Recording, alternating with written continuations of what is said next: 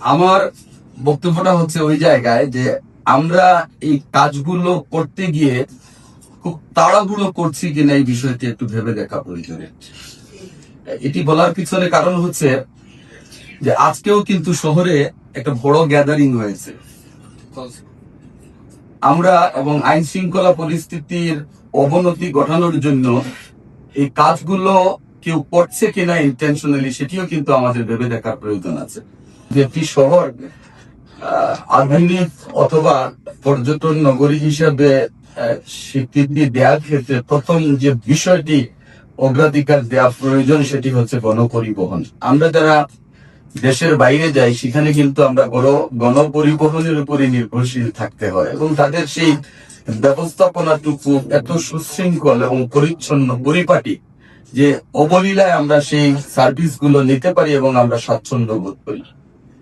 এখন আমরা বাংলাদেশের বর্তমান প্রেক্ষাপটে এই পবিত্র নগরী সিলেটকে ঢেলে সাজানোর যে উদ্যোগটি আমাদের প্রশাসন নিয়েছেন আমরা সেটিকে স্বাগত জানাই এবং আমরা মনের দিক থেকে অত্যন্ত উজ্জীবিত, আনন্দিত এবং আমরা সমর্থন দিয়ে যাচ্ছি একের পর এক যৌক্তিক ভাবে যে আমরাও চাই পুরো নগরীতে আমরা যারা বসবাস করি যে আমাদের এই শহরটি পরিচ্ছন্ন হোক, সুন্দর হোক, শৃঙ্খলার মধ্য দিয়ে আমাদের জনসাধারণ যাতে চলাচল করতে পারে এই ব্যাপারে আমাদের কারো কোনো দ্বিমত থাকার প্রশ্নই ওঠে না এবং দ্বিমত নাইও।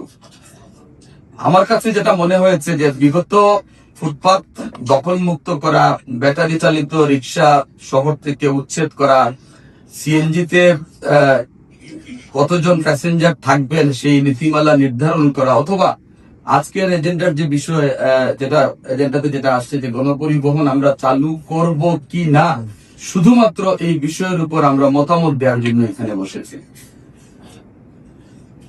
আমার বক্তব্যটা হচ্ছে ওই জায়গায় যে আমরা এই কাজগুলো করতে গিয়ে খুব তাড়াহুড়ো করছি কিনা এই বিষয়টি একটু ভেবে দেখা প্রয়োজন। এটি বলার পিছনে কারণ হচ্ছে যে আজকেও কিন্তু শহরে একটা বড় গ্যাদারিং হয়েছে।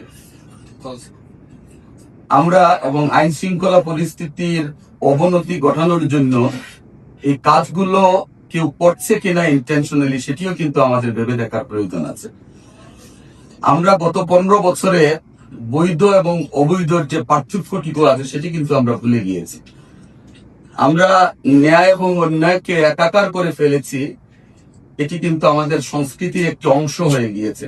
আমরা বিগত সময়গুলোতে এই শহরে পুলিশি যে ব্যবস্থাগুলো ছিল, ট্রাফিক কনজেশন ছিল, এবং আমরা এই নগরীতে কিভাবে রাত্রি 10টার পরে ট্রাক প্রবেশ করে আমার জানা মতে অন্তত 10 জনেরও বেশি ছাত্র, যুবক, বয়স্ক মানুষকে কিন্তু ট্রাকের চাকায় পিষ্ট হয়ে আমরা নিহত হতে দেখেছি। সিদ্ধান্ত ছিল যে 10টার পরে ট্রাক শহরে প্রবেশ করবে। আপনারা খেয়াল করে দেখবেন যে বিগত সময়গুলো যদি আপনি সামনে নিয়ে আসেন, সন্ধ্যার পরপরই ট্রাক শহরে প্রবেশ করেছে অত্যন্ত বেপরোয়া গতিতে, এবং যে পয়েন্টগুলো সে বাধা পাওয়ার কথা সেই পয়েন্টগুলোতে সামহাও সে ড্রাইভিং সিটে বসে হাতটা বাইরে নিলেই কিন্তু সেটি সমাধান হয়ে যেত, মানে অবলীলায় সেই জায়গাটুকু সে ক্রস করে যেত। এবং সেখানে আমাদের বিশ্ববিদ্যালয়ের শিক্ষার্থীরাও কিন্তু নিহত হয়েছেন, একই পরিবারের 2 জন নিহত হয়েছেন, এরকম আমরা ঘটনা দেখেছি। আমরা প্রতিবাদ করেছি, মানববন্ধন করেছি, দাবি জানিয়েছি, স্মারকলিপি দিয়েছি, কিন্তু আসলে বাস্তবিক অর্থে দৃশ্যমান কোনো পরিবর্তনও হয়নি, সেই সিদ্ধান্তের কোনো পরিবর্তন হয়নি। আমার একটা অনুরোধ থাকবে, গণপরিবহন আমিও চাই যে আমার বাসা থেকে বের হয়ে আমার গাড়িটি বের না করে যদি আমি কিছুক্ষণ হেঁটে গিয়ে একটা গণপরিবহনের মাধ্যমে আমার অফিসে যেতে পারি, এবং অফিস ছুটি হওয়ার পরে যদি গণপরিবহনের মাধ্যমে নিরাপত্তার সহিত আমার বাসায় আমি পৌঁছতে পারি, তাহলে গণপরিবহনকেই আমার প্রাইভেট গাড়ির থেকে আমি বেশি প্রায়োরিটি দিয়ে আমি বেছে নেব, যেটা পৃথিবীর অন্যান্য দেশগুলোতে হয়। আর আমার শঙ্কার জায়গাটুকু হচ্ছে আমরা কিছু সিদ্ধান্ত নিয়েছি, সেই সিদ্ধান্তটুকু বাস্তবায়িত হয়েছে যেটি আমরা কোনোদিনও করতে পারিনি, আমরা কোনোদিনই পারিনি। আমরা জনপ্রতিনিধিরা করতে পারিনি, এখানে স্থানীয় যারা জনপ্রতিনিধিত্বশীল প্রতিষ্ঠানের সর্বোচ্চ পর্যায়ে আছেন সেই জায়গা থেকেও কিন্তু আমরা সেরকম একদম দৃশ্যমান সফলতা নিয়ে কোনো কাজ হয়েছে সেরকম কিন্তু আমরা দেখিনি। আমরা করেছি, আমি নিজে করেছি, সেখানে ল এনফোর্সিং এজেন্সি আমাদেরকে সহযোগিতা করেছেন, নির্বাহী ম্যাজিস্ট্রেট ছিলেন। আমরা ইলেকশনে গিয়েছি, রাস্তা থেকে হকার তুলে দিয়েছি, আধা ঘন্টাও যায়নি সেই হকাররা আবার একই জায়গায় এসে দখল করে ব্যবসা পরিচালনা করেছে। তার আধা ঘন্টা পরে আর কেউ গিয়ে বলেনি তাদেরকে যে এইমাত্র তোমাদেরকে তুলে দেওয়া হয়েছে, আবার তোমরা কেনে বসেছো, তোমাদেরকে আইনের আওতায় নিয়ে যাওয়া হবে। এটির পিছনে অনেক কারণ থাকতে পারে, সেটি হয়তো এখানে সম্মানিত অনেক ব্যক্তিবর্গ আছেন, আপনারা অনেকেই ভালোভাবে জানেন। এই বিষয়গুলোকে পাশ কাটিয়ে সততা এবং স্বচ্ছতার সহিত যে কাজটুকু ইতিমধ্যে আমাদের পুলিশ প্রশাসন, জেলা প্রশাসন করেছেন এবং পুরো নগরবাসী যে বিষয়টিকে বাহবা দিচ্ছেন, এটির লংজিভিটিটা দেখার তো আমাদের এই সুযোগটুকু আমাদের দিতে হবে। আমরা চাই যে সিদ্ধান্তটুকু নেওয়া হয়েছে সেই সিদ্ধান্তটুকু বাস্তবায়ন যেন দীর্ঘমেয়াদী হয়, লং রানে হয়, এটি একটি বিষয়। দ্বিতীয় বিষয় হচ্ছে, এখানে যারা বসে আছেন আমরা সকলেই বিজ্ঞজন, অত্যন্ত জ্ঞানী গুণী ব্যক্তিরা বসে আছেন, যারা এখানে প্রতিনিধিত্বশীল প্রতিষ্ঠানে প্রতিনিধিত্ব করেন।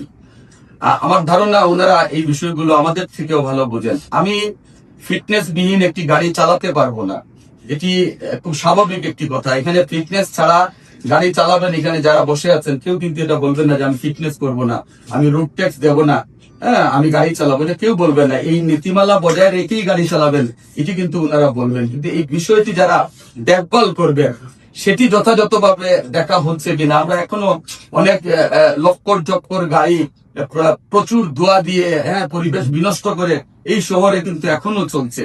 সেই গাড়িগুলোর ফিটনেস কারা দিয়েছেন একটু ভেবে দেখার প্রয়োজন আছে। আমরা শুধু এখানে বসে সিদ্ধান্ত নেব এবং সেই সিদ্ধান্তগুলোর বাস্তবায়ন যদি তদারকির মাধ্যমে যথাযথভাবে আমরা না করতে পারি, তাহলে পুলিশ কমিশনার মহোদয় আজকে আছেন, জেলা প্রশাসক মহোদয় আজকে আছেন, ওনারা ভালো উদ্যোগ নিয়েছেন। সিলেটের সিংহভাগ মানুষ তাদের এই সিদ্ধান্তের সাথে একমত পোষণ করে বাহবা দিচ্ছে। আমি তো শুনেছি অনেকে ওনাদের সুস্বাস্থ্য এবং দীর্ঘায়ুর জন্য দোয়া করছেন, আমাদের মা বোনেরা যারা ঘর থেকে বের হন এই পরিবেশের কারণে। তো ওনারা তো এক সময় থাকবেন না, কিন্তু এই সময়টুকুর মধ্যে যদি আমরা আমাদের মধ্যে সচেতনতা তৈরি করতে না পারি, আমরা আমাদেরকে যদি তৈরি করতে না পারি, আমাদের মন মানসিকতাকে যদি আমরা তৈরি করতে না পারি, তাহলে কিন্তু আপনারা যারা এখানে বসে আছেন, এই পরিবেশ যদি বিনষ্ট হয়, ভবিষ্যৎ প্রজন্ম কিন্তু আমাকে এবং আপনাদেরকেই দায়ী করবে। এটি হচ্ছে বাস্তবতা। আমার অনুরোধ থাকবে, আমরা যে সিদ্ধান্তগুলো ইতিমধ্যে নিয়েছি সেটি বাস্তবায়ন করার ক্ষেত্রে আমরা একটা কার্যকর পদক্ষেপ এবং সময় নেই। গণপরিবহন অবশ্যই আসবে, আমরা সমর্থন করি, এবং সেই গণপরিবহনটুকু বাস্তবতার ভিত্তিতে হোক, এই প্রত্যাশাটুকু রেখেই আমি আমার বক্তব্য শেষ করছি। Thank you everybody.